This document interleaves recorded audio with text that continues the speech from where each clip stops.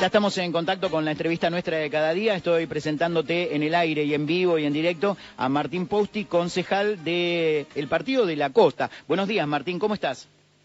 César, muy buenos días, ¿cómo estás? Muy bien, Martín, tratando de compartir con vos una charla amena frente a los radioescuchas para contarnos un poquito la realidad del Partido de la Costa desde tu función de concejal. Obviamente, de qué partido, contale un poquito a la gente cómo está conformado el Honorable Consejo Deliberante del Partido de la Costa y a quién estás representando con toda tu acción, y después vamos a ir a los proyectos que has presentado. Muy bien, bueno, en primer lugar agradecerte, César, a vos, a tu audiencia por la posibilidad de poder compartir algunas reflexiones con ustedes. Y como decías en la presentación, soy concejal del Partido de la Costa por el Frente de Todos. Es mi primera experiencia en el Consejo Deliberante, hemos jurado en el mes de diciembre y honestamente, bueno, imaginábamos muchos escenarios, lo que menos pensábamos es que a los poquitos días de iniciar el periodo de sesiones ordinarias nos íbamos a encontrar con una pandemia mundial que impactaba de lleno en la Argentina. Y evidentemente, como tantas otras cosas de nuestra vida cotidiana, vinculado a lo social, a los cuidados sanitarios, también vinculado a la vida económica y laboral de las familias, evidentemente nosotros también hemos tenido que repensar nuestras prácticas, ¿no? En mi caso, mis prácticas cotidianas vinculadas a la militancia, que tienen que ver con una presencia, con intentar sostener una presencia muy importante en la calle, y después, por otro lado, bueno, lo que implica pensar nuevos protocolos de funcionamiento del Consejo Deliberante para evitar justamente, bueno, ser muchas personas en un lugar que es reducido. Así que, bueno, el Consejo Deliberante del Partido de la Costa tiene 18 integrantes, 10 que integramos el interbloque del Frente de Todos, del Frente Gobernante en el distrito, y 8 concejales y concejalas que integran diferentes bloques de la oposición. Y bueno, y justamente lo que, como te comentaba, lo que hemos logrado ir construyendo es un protocolo de funcionamiento que nos permite que una parte de los ediles lo hagan de manera presencial y otra lo hagan de manera remota, justamente para priorizar lo sanitario, priorizar los cuidados, ¿no? Sobre todo entendiendo que, por ejemplo, en el caso de nuestro distrito hemos tenido un concejal con COVID y bueno, de no haber hecho estos protocolos hubiéramos estado expuestos, no nosotros, que en última instancia como representantes del pueblo es una posibilidad que nos toque, que obviamente nadie lo quiere, pero es una posibilidad, pero sobre todo que bueno, que una situación de estas características pudiera haber implicado que nosotros contagiáramos a otras personas, ¿no? Así que bueno, entiendo que ha sido acertado y ahora estamos dando estos primeros pasos con esta nueva modalidad. ¿Y cada cuánto se reúnen en el Partido de la Costa el Honorable Consejo Deliberante, Martín?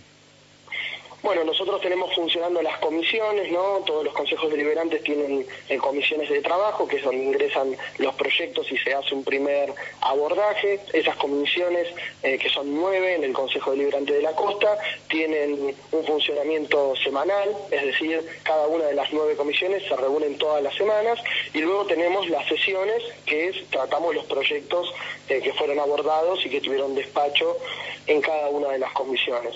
Los primeros meses de la pandemia, sobre todo los meses que han tenido que ver más con el aislamiento social obligatorio, el Consejo, al menos en su actividad más fuerte, estuvo interrumpido, y ahora, bueno, ya hemos logrado un funcionamiento, diríamos, normal dentro de esta nueva normalidad, ¿no?, que tenemos que transitar hasta que aparezca esto que tenemos en el horizonte, que es la vacuna. Sí, vamos hasta la vacuna, ciertamente. Martín, vos sabés que le cuento a la audiencia, porque normalmente nuestras entrevistas nuestras de cada día en el programa Realidad 2020, en donde tenemos como leitmotiv la única verdad es la realidad, es que me llamó la atención tu trabajo porque has presentado 2 proyectos proyectos como concejal del Frente de Todos en el Partido de la Costa que tienen que ver con la gente. Y esto me llamó la atención porque hace poquito yo hice un programa especial en el Día de la Prevención del Suicidio y vos, uno de los proyectos que presentaste en el Consejo Deliberante tenía que ver con nombrar un día para la prevención del suicidio, pero además toda una serie de protocolo y de operatoria tangible y práctica para poder prevenir en la realidad los suicidios que lamentablemente nosotros los periodistas hemos tenido que dar la noticia a través de la radio, que han sido notorios en este último tiempo, en este plano de la cuarentena, en esta pandemia. Por eso me llamó la atención. Y el otro es ese proyecto que presentaste para premiar a la gente que tiene acciones solidarias en el plano de la pandemia y de la cuarentena. Si bien sabemos que no hay que gobernar solamente para la pandemia y que hay un montón de cosas que son importantes, hoy lo urgente es atender los lados flacos de esta comunidad. Contanos un poquito de esos proyectos, por qué se te ocurrió ir por ese lado y en qué situación están dentro del Honorable Consejo Deliberante del Partido de la Costa. Bueno, así es, voy a arrancar por el último, que quizás lo puedo sintetizar un poco más y quizás me tomo un tiempo un poquito más extenso, si vos y tu audiencia me lo permiten, para terminar hablando del suicidio. Como bien decías, el segundo proyecto, que en realidad cronológicamente hablando fue el primero, tiene que ver con un reconocimiento a vecinas y vecinos que desarrollaron y desarrollan en el marco de esta pandemia, en virtud del COVID-19, en acciones solidarias vinculadas a lo alimentario. Esto es ollas comunitarias, comedores y merenderos. Ajá. ¿Por qué? Digamos, en primer lugar, porque entendemos que la Argentina transitaba, previo a la pandemia, una situación en lo económico y por ende en lo social sumamente delicado, ¿sí? Los indicadores de los últimos años, por ejemplo, en relación a la pobreza, sobre todo en los sectores de niños, niñas, adolescentes, eran alarmantes. En la Argentina, digamos, de fines del 2019, 1 de cada 3 chicos se alimentaba en un comedor o en un merendero comunitario, ¿no? Entonces, esos datos ya de por sí eran muy alarmantes.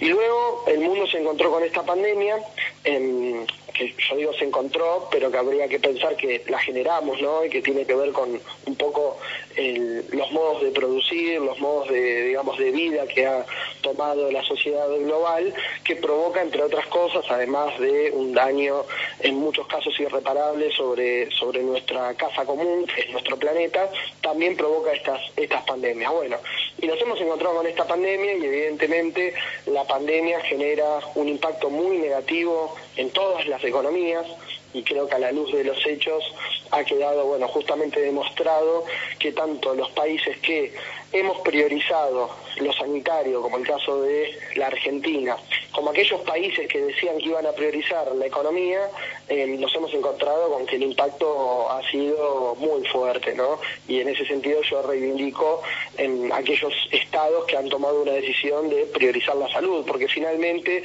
lo que se ha demostrado es que era inevitable, digamos, que tuviera impacto sobre la actividad económica.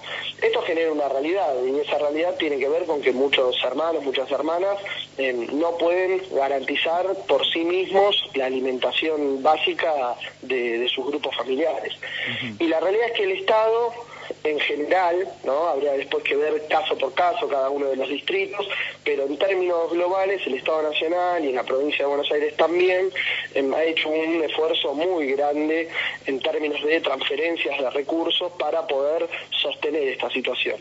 Ahora, eso es la mitad, digamos, de toda la historia. La otra mitad tiene que ver con que hay muchísimas personas que en forma anónima sostienen la alimentación de sus vecinos.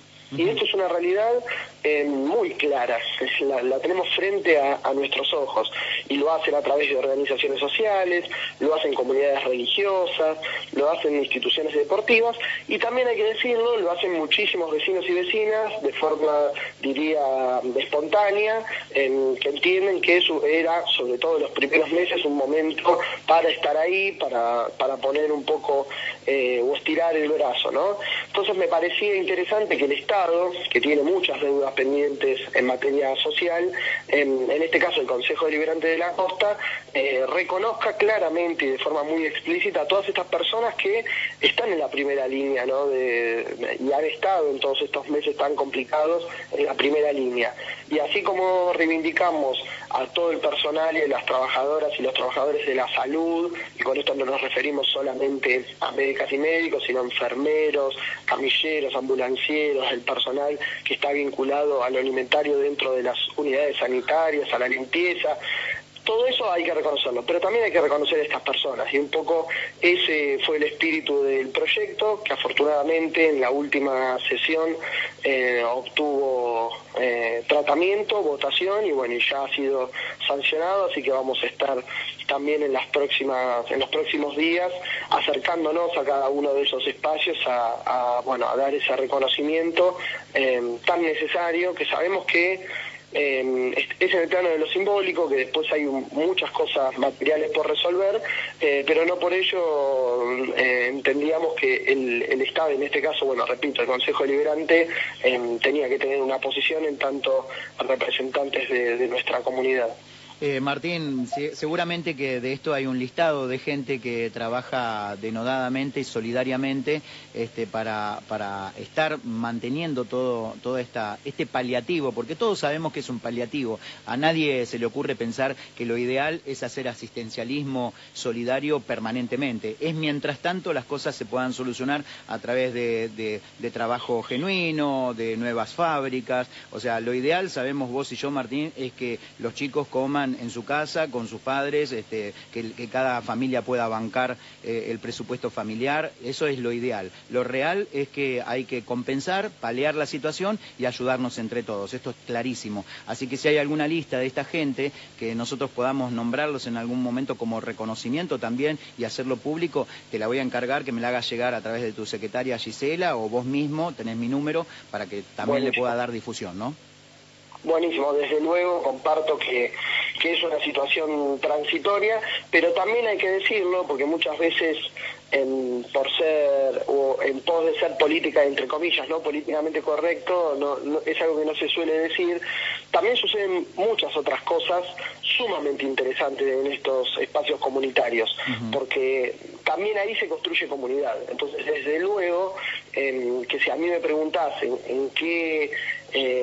cuál es mi horizonte en relación al tema, te digo claramente, no quiero que sean espacios alimentarios. Ahora, yo creo que estos espacios hay que fortalecerlos, porque ahí hay un intercambio de hábitos, de valores, se construye comunidad, hay instancias que tienen que ver con lo educativo, con la prevención de la salud, es decir, se dan un montón de cosas que lamentablemente hoy están muy invisibilizadas, porque lo que uno ve es dan una vianda, pero detrás de eso lo que hay es construcción de comunidad. Entonces, si me preguntás, César, yo creo que desde luego esos espacios en el mediano plazo no deben estar más vinculados a la alimentación, pero yo creo firmemente en la existencia de esos espacios como constructores de comunidad, porque es la única manera de que podamos revertir esta idea del sálvese quien pueda, del si veo algo al lado bajo la persiana, del yo no me meto.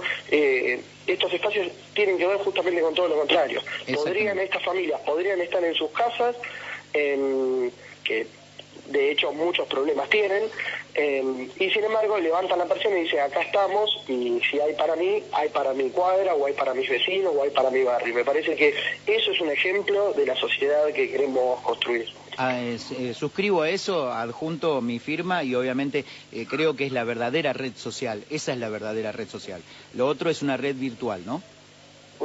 Así es. Bueno, y en el caso... un poquitito de la prevención del suicidio. Sí, por favor, porque estuvimos... Estamos conociendo, pero suele hablar bastante. No, está bien, y aparte la gente presta atención, sobre todo cuando estamos hablando con cosas que son concretas, con cosas que tienen que ver con la sociedad, y la comunidad está pasando por momentos de zozobra. Yo creo que la salud mental un poco es como que está descuidada, porque es algo que no se ve y cada uno lo siente, y hay una línea muy delgada entre la tristeza y la depresión que origina también lo que vamos a hablar ahora, que es el tema del suicidio. Prevenir el suicidio es por ahí una palabra tan grande, pero sin embargo hay que tomar cartas en el asunto y de eso se trata tu proyecto, tengo entendido, ¿verdad?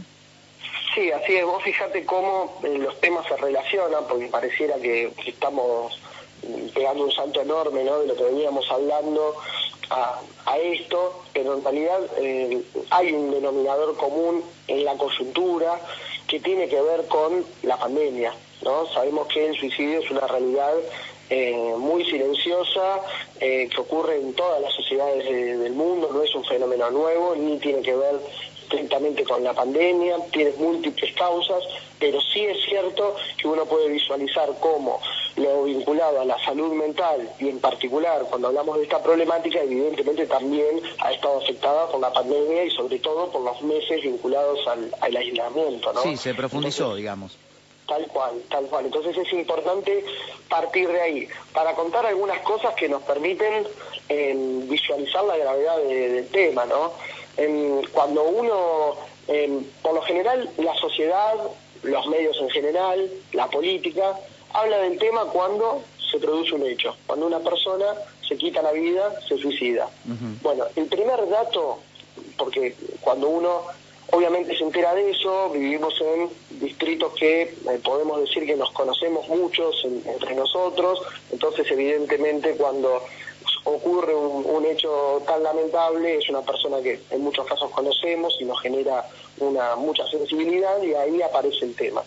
Lo primero que hay que decir, que estadísticamente detrás de cada caso hay otros 20 intentos. Eso es un primer dato que es muy fuerte, que nos permite darnos cuenta que quizás muchas veces el tema aparece sobre la mesa cuando debemos lamentar la muerte de un vecino, de una vecina, por un suicidio, pero lo que muchas veces está detrás, lo que muchas veces no se ve, es que mientras tanto hay otras 20 personas, otros 20 intentos, y ni hablar de situaciones vinculadas a la ideación.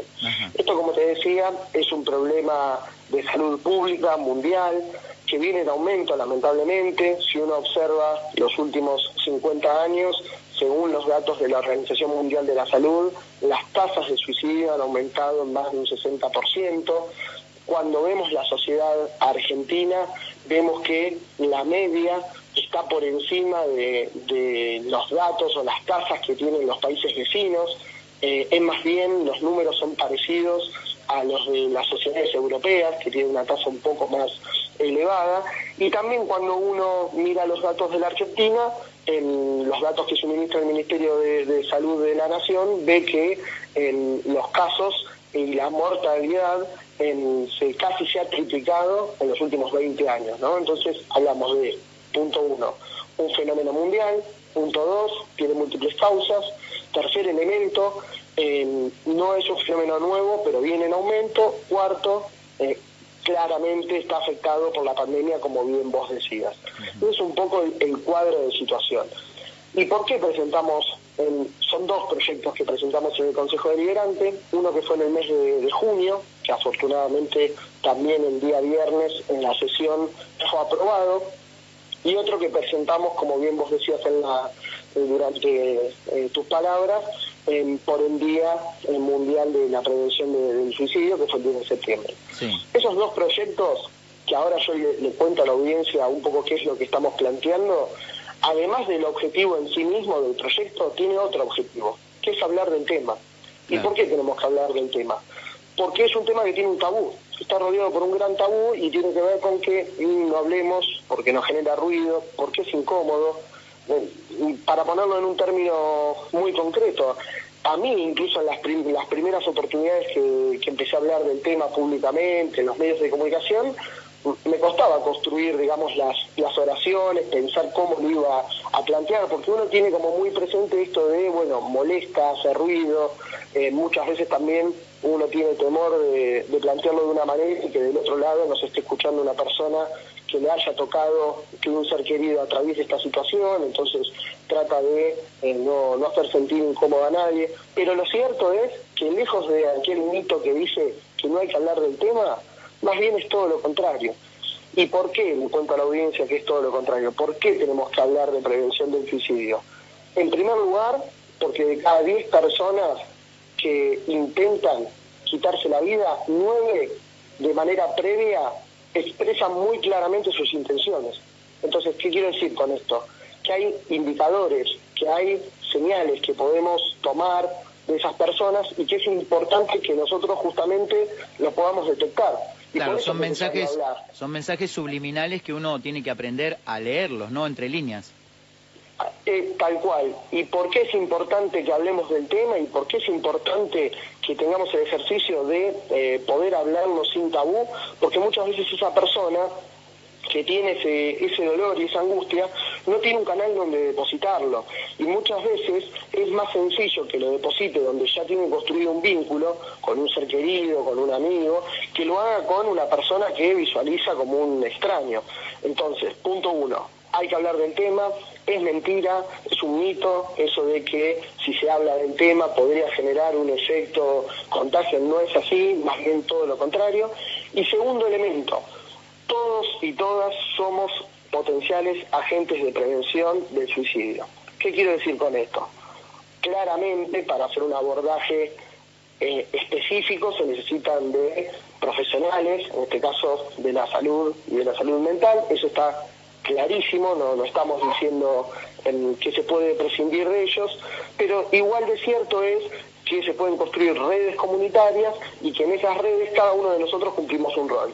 ¿Y qué rol cumplimos? Bueno, uno vinculado a que si tenemos el vínculo, tenemos la confianza con la persona, somos un potencial justamente agente a la hora de poder identificar estas señales, estos indicios y poder prevenir, ¿no? Sí. Nosotros presentamos 2 proyectos, como le contaba a la audiencia.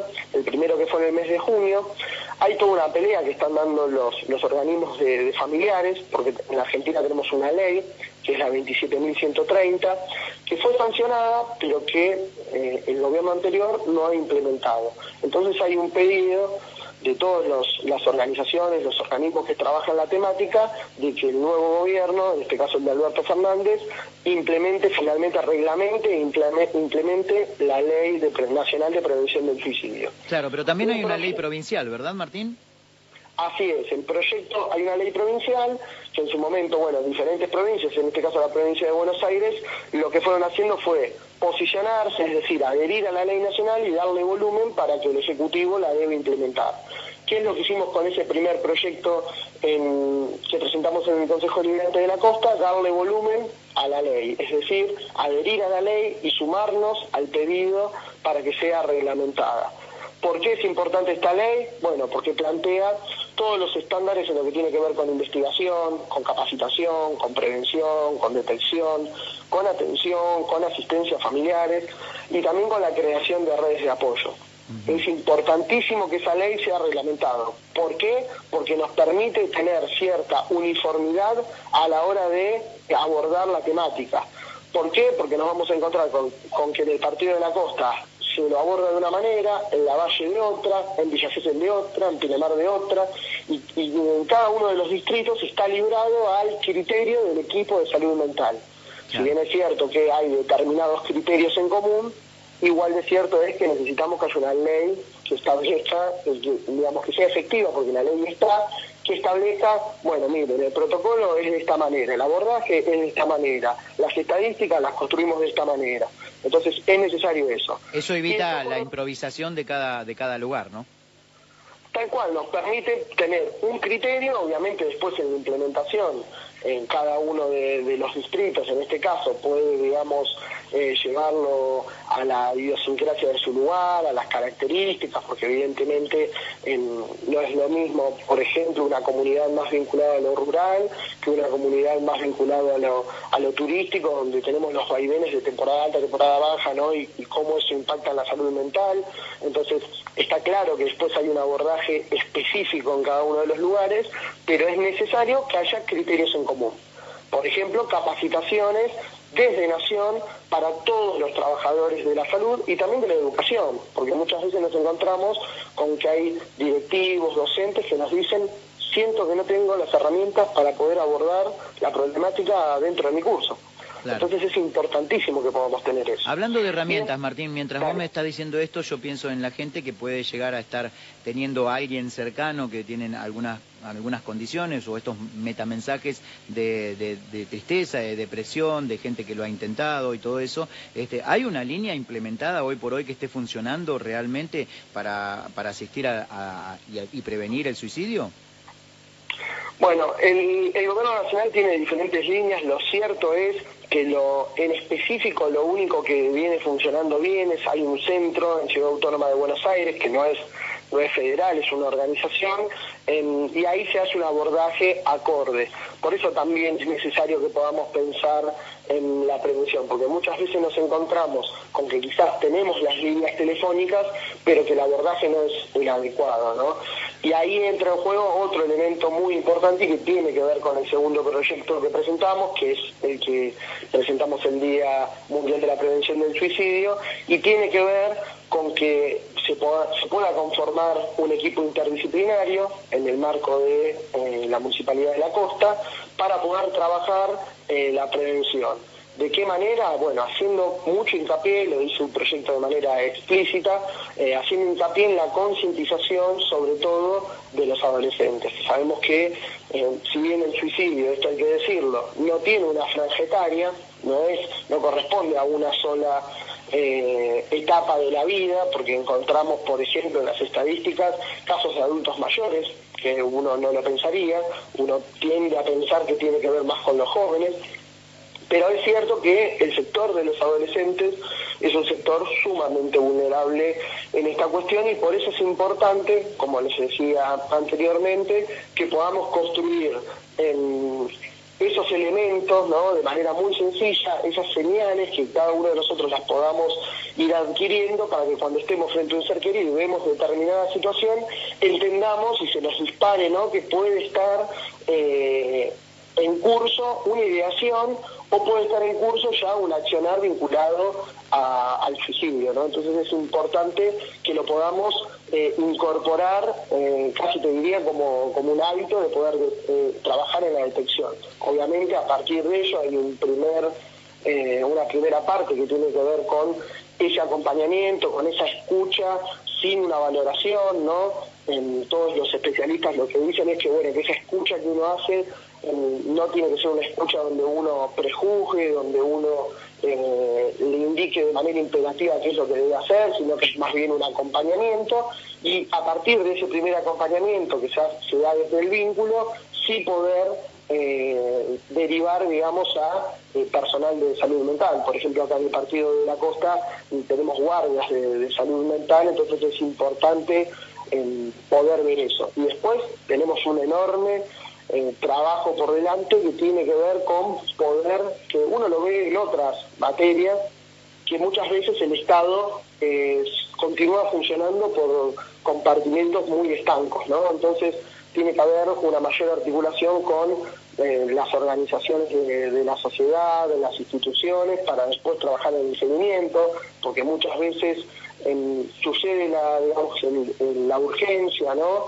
Y luego esa persona ya con una situación un poco más organizada, se planifica una instancia de, por ejemplo, visita al psicólogo y se le da un turno y después esa persona no asiste por diferentes motivos, ¿no? Claro, y ahí muchas veces falta ese seguimiento. Claro, hay que seguirlo, por supuesto. Y entonces te propongo, Martín, si me dejas, que lo que vaya a ir cerrándose como un círculo virtuoso en pos de prevenir finalmente y poder hacer algo real, práctico, útil y positivo con respecto a este tema, que dispongas del espacio de nuestra radio de Realidad 2020 para poder contarle a la gente cómo termina esta historia y cómo podemos darle la mayor información para que no suceda más o al menos que podamos prevenirlo finalmente, ¿no?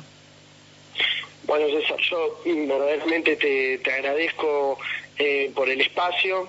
Me parece que es muy importante, como te decía en un comienzo, que podamos, bueno, reflexionar, ¿no?, un poco al aire. También uno en esto va aprendiendo sobre la marcha. Yo no, como para contarle a la audiencia, no soy un profesional de la salud, simplemente, bueno, integro la Comisión de Salud en el Consejo Deliberante y me interesa el tema en cuestión y bueno, y a partir de ahí uno se empieza a tratar de formar y partiendo, ¿no?, de la premisa de tener la humildad, de entender que queda mucho por comprender, ¿no? Porque muchas veces no se trata de aprender frases lindas o simplemente de tener la información o memorizar las estadísticas, sino fundamentalmente de comprender, de empatizar y de poder situarse y de justamente poder visualizar por la situación que transita, no solo la persona que quizás está teniendo esa ideación, sino también su grupo familiar, ¿no? El dolor que eso provoca. Y es necesario, en este caso, que los concejales, bueno, podamos empatizar y como vos dijiste en algún momento de la nota, y hacernos cargo de estos problemas concretos que, bueno, que muchas veces son silenciados o son silenciosos y que nuestra tarea tiene que ver con sacar eso, ¿no?, que hace tanto ruido, que está ahí debajo de la alfombra, ponerlo sobre la mesa y bueno, y darle voz a todos esos que con tanto sufrimiento hoy no la tienen. Realmente celebro las palabras tuyas de empatía, porque entiendo que no solamente estás involucrado en la política, sino que además estás comprometido del momento que presentás un proyecto. Yo conozco la realidad de la región y veo que hay mucha gente que está relacionada con la política desde un honorable Consejo Deliberante. Lo que no veo siempre es muchos proyectos o proyectos que tengan que ver con la gente y para eso se necesita no solamente involucrarse en política, sino comprometerse y tener empatía para poder hacer un proyecto, bueno, cada tanto, pero no pasar por todo un periplo de una función pública como tan honorable como es la de un concejal y no presentar ningún proyecto. Así que en principio te felicito, recién te estoy conociendo hoy, debo decirle a la gente que me interesa también tu cuestión persona. ¿Qué edad tenés, Martín?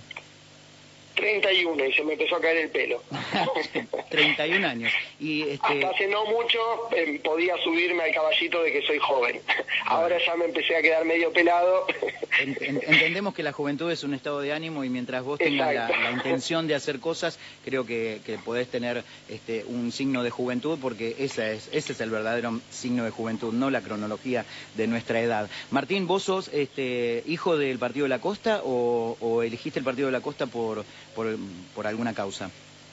No, nací en San Bernardo, mis padres venían a hacer temporada de verano y bueno, mi madre estaba embarazada de mí y nací en febrero, en plena temporada, así que medio, bueno, las circunstancias de la vida, yo no creo mucho en las casualidades, las circunstancias o el destino, me dirán otros, han hecho que, bueno, que naciera acá y después, más allá de que los primeros años, hasta los 8, viví en Avellaneda, en la zona sur de Buenos Aires, ya desde los 8 hasta el momento, y tengo pensado, bueno, formar mi familia y quedarme aquí, que es el lugar que amo, y bueno, yo agradezco haber nacido en la costa, y cuando llegaba el momento de continuar los estudios o no, y que muchos amigos disparaban para un lugar y para el otro, yo siempre tuve bastante en claro que bueno, que este era mi lugar y que me quería quedar a apostar acá.